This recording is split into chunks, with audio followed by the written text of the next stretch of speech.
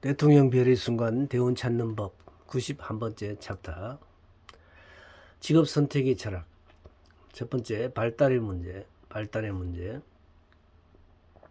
윤회론이 영혼은 처음에 신에게서 나왔다고 할 때 인간 각자 속에 들어있는 뭔가 개별적인 미미한 요소가 개인마다 다른 직업을 선택하게 하는 것일까?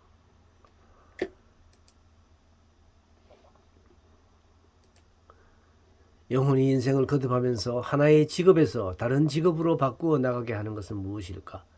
게시파일에는 이 같은 전직이 예가 많다. 이런 직업의 변화는 욕망과 까르마의 법칙이라는 두 가지 근본적 인자로서 설명된다. 욕망은 그 강도에 있어 까르마와 동등한 힘을 지니고 있는 것 같다. 영혼은 어떤 능력이나 성질을 지니고 있는 사람과 접촉하다 보면 그런 능력이나 성질을 원하게 되는 것 같다. 예수가 설교를 하고 병자나 고민하는 사람들을 도와주는 것을 목격한 사람들 가운데에는 그 감화를 받아 예수와 같은 일을 하고 싶다는 욕망을 일으킨 사람이 많이 있었다.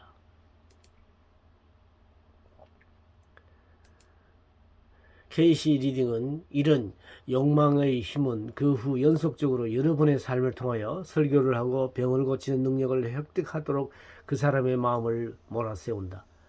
욕망이란 영혼의 운명을 결정하는 중요한 인자이다. 그것은 온갖 계기를 이용하여 차츰차츰 특정의 형태와 방향을 취하면서 마침내 그것을 실현하기에 알맞은 부모와 환경을 선택하여 그 새로운 성질과 모습을 완성하려고 활동하기 시작하는 것이다.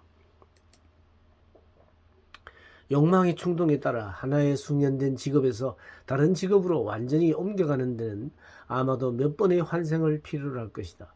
욕망 이외의 까르마도 직업의 변화를 결정하는 중요한 인자인 것 같다. 어떤 직업 능력의 자유로운 표현이 방해될 때 필연적으로 다른 직업으로 바꾸지 않을 수 없게 됨으로써 오랫동안 파묻혀 있던 어떤 다른 재능이 눈뜨게 된다. 고관절 결핵인 소녀의 예가 해당되며 리딩은 그녀에게 하프를 배우라고 했다. 그리고 초기 이집트에 태어났을 때는 현악기를 전공했기 때문에 그녀에게는 그런 재능이 있다고 했다. 그녀는 리딩의 공부를 따랐고 그러자 정말로 그 악기를 다루는 놀라운 재능이 나타났던 것이다.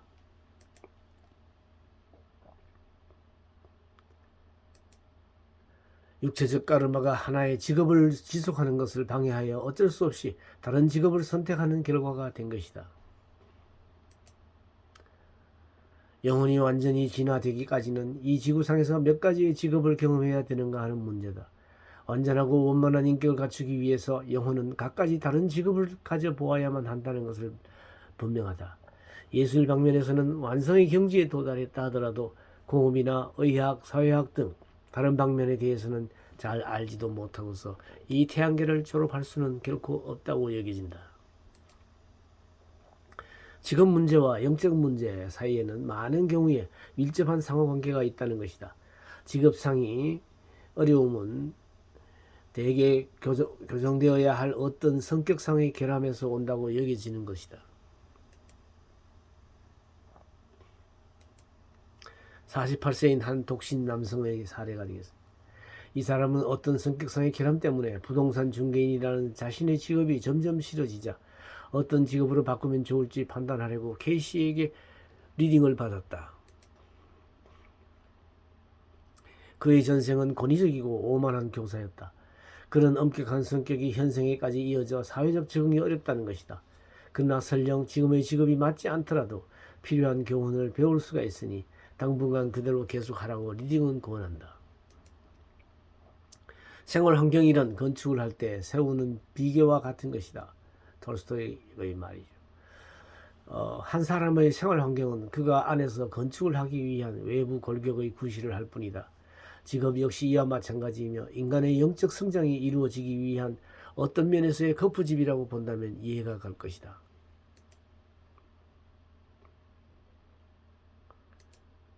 의학이나 음악, 농업, 예술 등등을 배우는 것은 본질적으로는 결국 자기 자신이 신과 더불어 창조자가 되는 일일 것이다.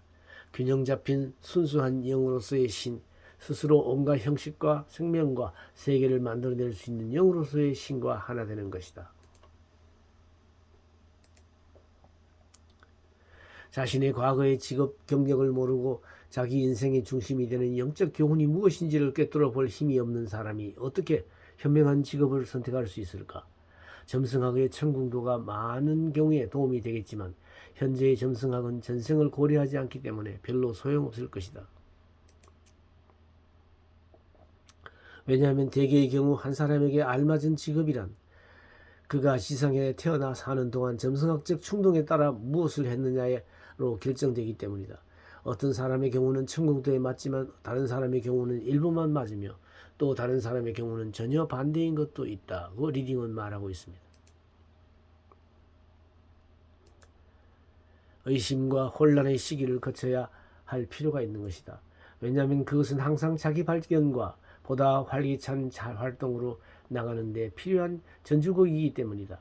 전생에서 자신이 능력이 어떤 분야에 있었는지를 발견하기 위해 암시나 최면술이나 명상 등을 이용하여 보다 깊은 기억의 층을 열어볼 수는 있을 것이다. 저절로 강하게 솟아나는 흥미는 무엇이든 전생에 그 분야에서 일한 적이 있다는 것을 암시하는 것이다. 인생의 행로가 바뀌는 것은 주로 인간을 통해서이다. 오래된 카르마의 유대로 이어져 있는 삶들과 만남은 새로운 활동 분야를 연다는 의미에서 인생의 완전한 변혁을 가져올 것이다. 직업 선택에서의 방황은 다재다능하기 때문에 생기는 경우도 있다. 직업 선택의 기본적 철학은 첫째는 당신의 이상과 당신의 내적인 인생 목표를 정하시오. 그리고 그것을 성취하도록 노력하시오. 이다. 이상을 세운다는 것은 케이시의 적응의 철학에 절대로 필요한 요소이다. 더구나 그것은 직업의 자발적인 결정에서 특히 필요하다. 리딩은 사람이 자기의 이상을 분명히 세우지 않으면 안 된다고 주장하고 있습니다. 구체적인 방법으로 종이 한 장에다가 육체적, 정신적, 영적이라는 세 가지 항목의 난을 만들고 그 각 항목의 난에 자신이 열망하는 가장 높은 목표를 써넣으라고 리딩은 자주 권고하고 있습니다. 각 난에 영적부터 시작하여 왜냐하면 마음속에 있는 모든 것은 먼저 영적 개념에서 오기 때문에 당신의 영적 이상을 써넣으시오.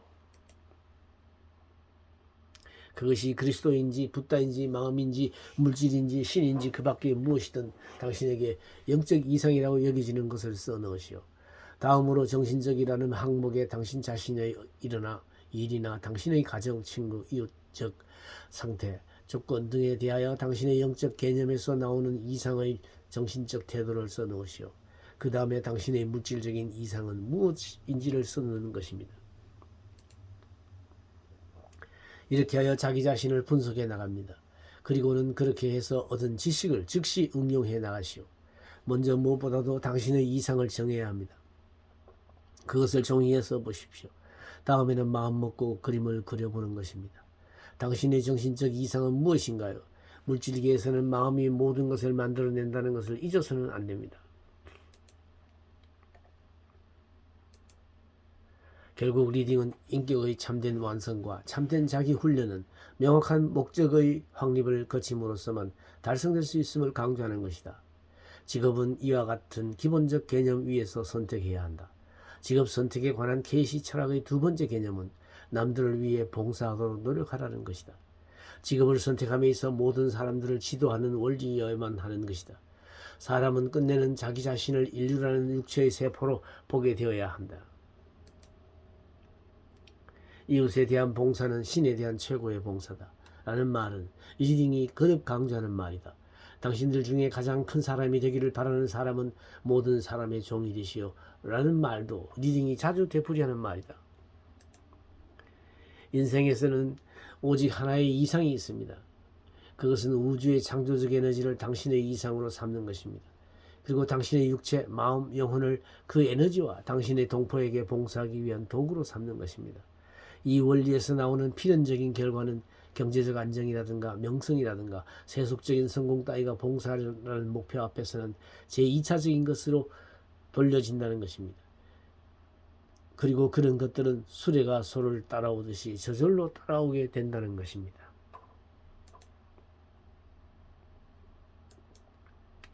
이 별의 순간 찾는 법 강좌는 현재 오프라인에서 서울 동방문화대학원 대학 평생교육원에서 성북구 성북로에 위치하고 있습니다. 1년 과정으로 진행되고 있는데요. 토요일 날 오전 10시부터 오후 1시까지 3시간씩 해서 1학기는 3, 4월에 등록이 가능하고요. 2학기는 8, 9월에 등록을 신청하시면 되겠습니다. 이 전화번호와 메일로 신청하시면 되겠습니다. 관심 있는 많은 분들의 참여를 바랍니다.